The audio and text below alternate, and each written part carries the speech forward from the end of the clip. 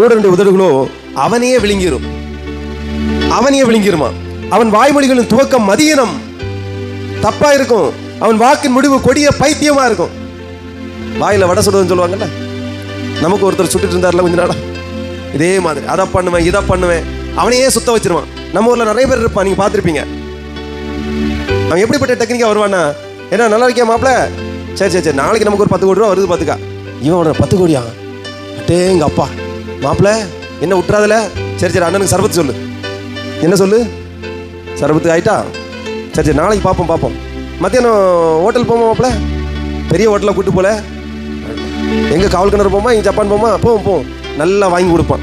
மறுநாள் ஆகும், மாப்பிள்ள 10 கோடி வருதுன்னு இல்லை எங்கே அப்படி. நமக்கு அது ஒரு சின்ன மிஸ்டேக் ஆயிடுச்சு. என்ன மிஸ்டேக் ஆயிட்டு, கப்பல் ஓட்டை விழுந்து கவுந்துட்டு பார்த்துக்கலாம். இப்படியே ஊரில் வாங்கி தின்று வாழ்ற நிறைய பேர் இருக்கான். தன்னை ஒரு பெரிய ஆளை காட்ட இவன் என்ன பண்ணுவான், ரட்சகனா பார்ப்பான். பரவாயில்ல மாப்பிள்ள வந்துச்சுன்னா ஒரு 1 லட்சம் தந்துருவில்ல, நான் என் கஷ்டம் எல்லாம் மாறிடும். இன்னைக்கு என்னடா இருக்கிற 5000 இவன் செலவழிச்சிருவான். இவன் இந்த 5000 இன்னொரு 5000 சேர்த்து ஏதோ கடன் அடைக்கலாம் பிளான் பண்ணியிருப்பான். இவன் சொன்ன வார்த்தையை நம்பி இருக்கிறதே நான் இழந்துக்கிட்டு கொஞ்சம் பேர் இல்லைங்க நிறைய பேர் சுத்திட்டு இருக்கான். இப்போ என்னையே ஒருத்தன் ஏமாத்திட்டாங்க.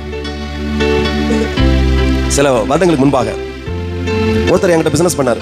அவர் ஒரு ஜவுளி கடை வச்சிருந்தார். கொஞ்சம் ஷர்ட் அண்ட் சட்டையெல்லாம் அடிச்சு வாங்கினார். தச்சு கொடுத்தோம், கொடுக்கல் வாங்கல இருந்துச்சு, பண்ணிட்டு இருந்தோம். கொஞ்சம் கடன் வச்சார், 6000 போல கடன் வச்சிருந்தாரு. கேட்டு வாங்கிட்டு இருந்தோம். திடீர்னு வந்தார் அந்த மனுஷன். ஆளு பார்க்க பல்கான உடம்பு, பார்த்தாலே பெரிய மனுஷன் போல தோற்றம். வந்து ஆஃபீஸில் உட்காந்தார். பிரதர் உங்கள்கிட்ட ஒரு விஷயம் பேசணும். என்ன, உங்களுக்கு கரண்ட் அக்கௌண்ட் இருக்கா அப்படி ஸ்டார்ட் பண்ணா. கரண்ட் அக்கௌண்ட் அவன் இருக்க அப்படின்னா நீங்கள் எலிஜிபிள் தான் அப்படின்னா. எலிஜிபிளா, என்ன எலிஜிபிள், நாங்கள் ஒரு பிஸ்னஸ் பண்ணுறோம், ஒரு பிளான் வச்சுருக்கோம். அதில் வெறும் 3700 ரூபா கட்டினா போதும். எவ்வளோ ரூபா, வெறும் 3700 கட்டினா போதும். உங்களுக்கு அது டபுள் ட்ரிபிள் ஆகி அப்படி ஆகி இப்படி ஆகி அது வெறும் ப்ராசஸிங் ஃபீஸ் தான். அது ஒரு வேற ஒரு மேட்டர். பார்த்து என்ன மேட்டர் சொல்ல மாட்டேன். சரி என்ன விஷயம், அது ஏதாவது இதை ஸ்டாக்ல இன்வெஸ்ட் பண்ண போறீங்களா, தங்கத்தில் இன்வெஸ்ட் பண்ண போறீங்களா, எந்த கம்பெனி சொல்ல மாட்டேன். அது ஒரு பெரிய மேட்டர். பரவாயில்ல சொல்றேன். சரி நம்மகிட்ட பிசினஸ் பண்ற ஆளு வேற, இவன் வேற இப்படி பண்ணிட்டு இருக்கானே, சரி ஏதாவது வச்சிருக்கீங்களா, என்னத்தை இல்லாமல் ஒரு நம்ம படிக்க முடியாத அளவு பொடியெழுத்துல கொஞ்சம் ஃபாண்ட் அனுப்பி விட்டான்ல, என்னமோ ஏதோ ஒன்று இருக்கு. சரி ரைட்டு, இப்போ என்ன பண்ணணும்னா உங்கள் பேங்க்ல உள்ள டீட்டெயில் கொடுங்க. பணம் வரும்ல, எவ்வளோ வரும், அது லட்சக்கணக்கில் வரும். அதுவும் ஒரு கணக்கு கிடையாது, லட்சக்கணக்கில் வரும். நம்மளுக்கு ஒரு லட்சங்கள் தேவை இருக்கு. சரி 3700 தானே கழுத போட்டுன்னு சொல்லி ஜிபே போட்டு தட்டி விட்டோம். அன்னைக்கு ஃபோன் ஆன்ல இருந்தது, இன்னைக்கு வரைக்கும் ஃபோன் ஆஃப்ல இருக்கு.